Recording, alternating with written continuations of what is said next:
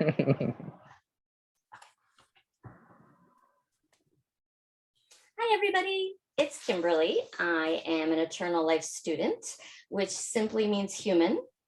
At the end of the day, that really is the only title that we need.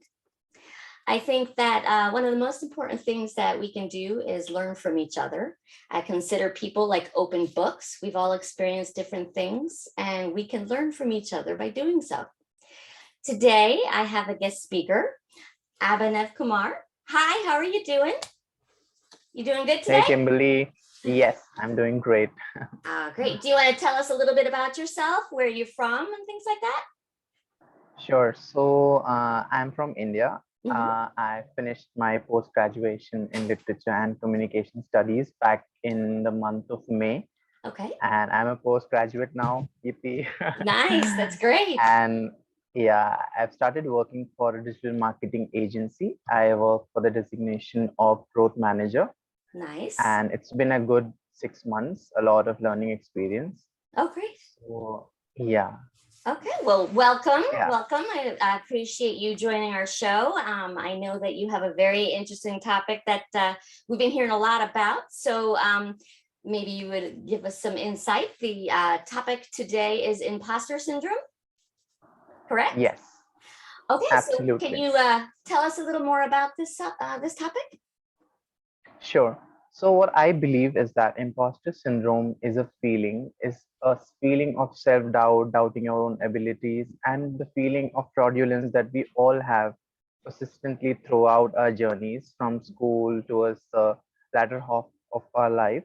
Yeah. This is a feeling that some of us encounter at a very trivial age, and some of us encounter as while we grow up. Mhm. So, if I had to loosely define the imposter syndrome phenomenon, is just basically doubting your own abilities in the comparison of your peers or to the external world, Mhm. influenced by the external powers that often lead us to doubting our own abilities and capabilities of adhering to a task or Okay. overseeing a certain task in our daily lives, or maybe even doubting ourselves to be in a position that we are. Mhm. So, yeah, that's like the fundamental definition. That was a very good definition. I've actually researched it a little bit, and you're spot on. That defines it in all different ways. Yeah, You mentioned something that was interesting, and one thing that I found was a lot of people talking about imposter syndrome are talking about their profession, right, with work. But it doesn't just start at professional level. It can start when you're younger. True, like you were saying. absolutely, absolutely. So these are feelings that seep in us, not just from a professional point of view, but also when we are studying, or maybe even if we look back at a journey from a student's point of view, what we can see is that we've always tried to scrutinize ourselves in constant comparison and trying to parallel with our peers and say classmates. So this is Yes. a feeling that is a corollary of comparing ourselves to others and then eventually doubting our own abilities. So it's not restricted to only professional level. Mm-hmm. It can be outside of professional life as well. A lot of people who are not in the say who are not in the corporate lifestyle, or say the professional lifestyle, and have passed that phase of life, are also feeling similar kind of issues. So we cannot conclude that it's just restricted to professional. Yeah, I know, Uh, and I think that's an important thing for people to realize, that it's not just in professional. It can start younger, and people should kind of keep an eye out. That Absolutely. right, when they see a younger child, or even college, university level, starting to show doubts of themselves, they actually may start to feel that, and it'd be good to open up a conversation, right? Absolutely. I'll just add an example here. So, while I started to, face these issues of imposter syndrome later in my college life, I Hmm. started reading about it as a means to cope up with this problem. So, what I discovered was that there was this psychiatrist back in the 19th century. Her name was Rose Clance. Yeah, Rose Clance, and the whole fundamental of this imposter syndrome phenomenon was discovered by her. Oh, So wow. what she did was she kept her students under observation, and the results were such that led to the foundation of this whole imposter syndrome that we see across the globe today. So some of the findings were that the students who were studying under Rose Mhm. were all dealing with this feeling of fraudulence. So Oh, wow. most of them were not content with their marks. It's not that they were not happy that the marks are low or high, but Mhm. to that university in the first place. Right. They believe, some of them were even convinced to the limit that they started doubting their whole admission process, and they believe that it's been a result of, say, administrative fallacy. Okay. So that is how it led the foundation that we read up and we face today. Did they mention what are some techniques or things that could be done to help this? Sure. So over the years, there has been a lot of research and emphasis laid towards this whole spectrum of imposter syndrome. Okay. And some of the ways to cope up with this problem is that to Hmm. share with people, to share with peers, to share with seniors. If it's majorly seen in the workplace that we find such kind of issues, and in to a certain extent, even while we are in the academia.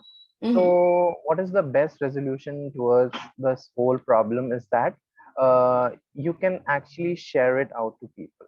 What we've Okay. seen is that perhaps just merely sharing the whole problem might not give you any solutions and might not make you, feel subsidized towards that problem. But definitely, what we've seen is that when we share about our insecurities and about our fraudulent behavior towards our own self, towards our self doubt, what we've seen is that the issues that we're facing are pretty much common towards the other end as well, to the people we are talking to.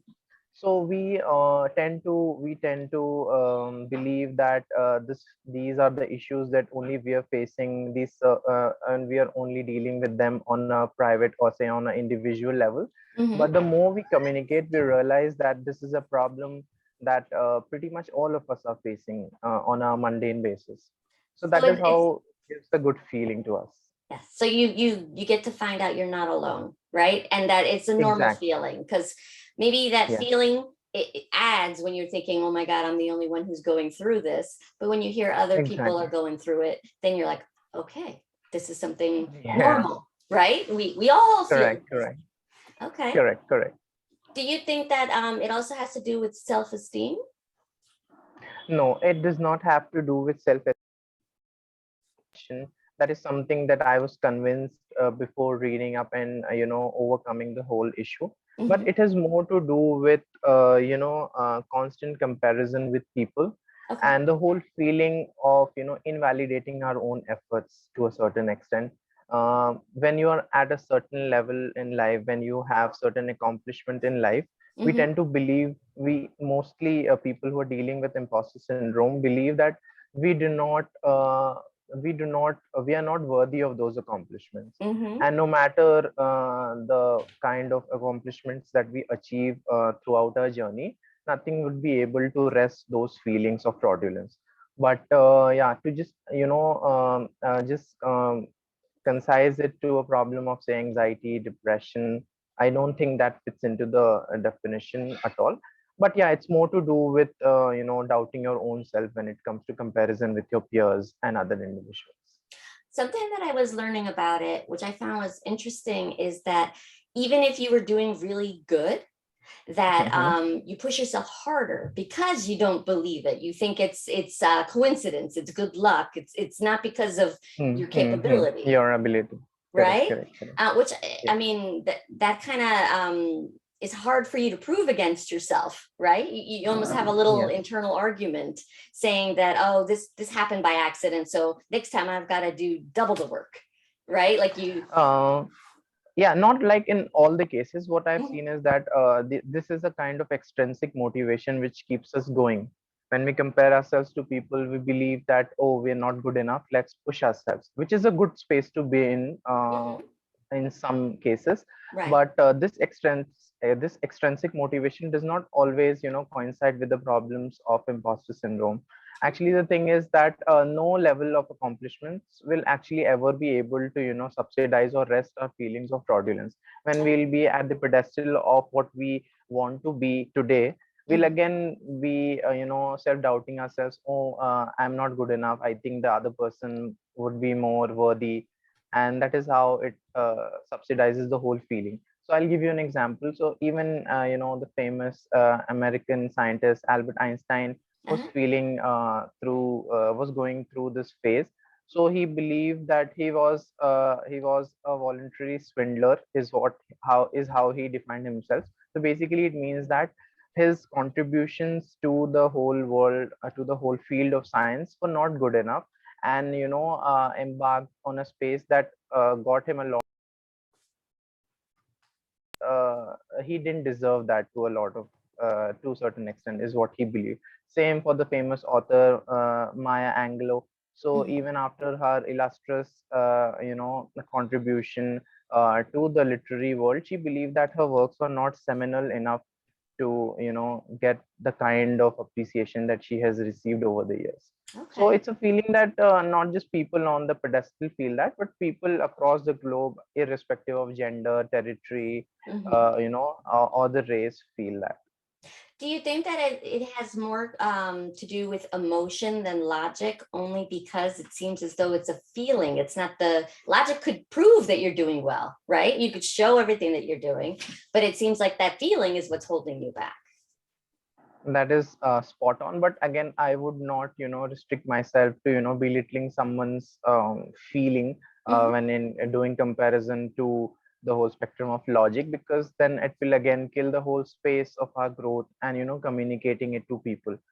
But yes, your point makes sense to me, that it's more to do with our own feelings than to logic, right? Okay. Because if logic was in place, we wouldn't be doubting ourselves. We wouldn't be doubting, like those students that Rose kept under observation wouldn't doubt themselves when they were Right. scoring such great grades in their university in the first place.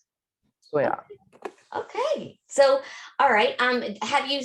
I was going to ask you if you had any examples of other people, but you actually already beat me to it. You talked about Einstein. You talked about Maya Angelou. You Yes. gave us a little bit of your own story there as well. Um, do you think that imposter syndrome is something that schools should be looking out for? That they, or even professional workplaces should be keeping an eye out. I mean, right now they're looking for stress, right? Stress, depression, and things like that. But should this also be something that they should focus on as well? All right. So, as a part of our curriculum in school, what I had observed was that stress management was covered to a certain extent. There was not a lot of emphasis on that subject per se, but Okay. yes, it was covered.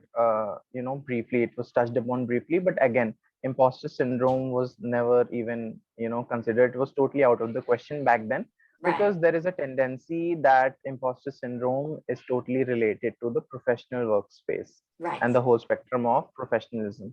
But that is not true. What I believe is that laying a foundation about these young students who will eventually enter the whole domain of corporate and this working space, this letting giving them or paving them a foundation, these feelings will definitely help them cope up with these problems later in their life, because this is a problem that everyone has faced. I don't think there would be people who can say that, oh no, I never doubt myself, because what I understand, I might be totally wrong, but what I understand is that everybody has their own stories and has their own issues Yes. with themselves. They all doubt, we all doubt ourselves, isn't it? Yes. So Well, yes. you know what? I appreciate you taking the time to talk about this topic. I think more people that talk about it will, open up the channels of communication and show, just like you said, Absolutely. it's not just professional. It can start younger than that. And the sooner people can talk about it, the sooner they can start to recover and learn more about it. Right? Exactly. Setting the foundations right is the most righteous way to combat with these problems at the age that we are. at, Yes. or maybe at a later stage in life for everybody. Yes. Well, okay, I'm going to end our podcast now. I think that was a good spot to end it. So I just wanted to say thank you so much for talking to us today and letting us learn more about this subject. I think we'll definitely hear more about it out there for time to come. And I just wanted to say thank you to all of our viewers, and please be sure to like and subscribe to us. And if there are any other topics that you're interested in, just leave us a comment. Is there anything you'd like to say to them, Abhinav, before we sign off? Yes, I guess this is the foundation for communication. And if anybody ever feels the self doubt and not being good enough, must understand that you are competent and you have that ability. Just believe in yourself. Yes. Thank you very much. Appreciate it. One moment. Thank you for having me.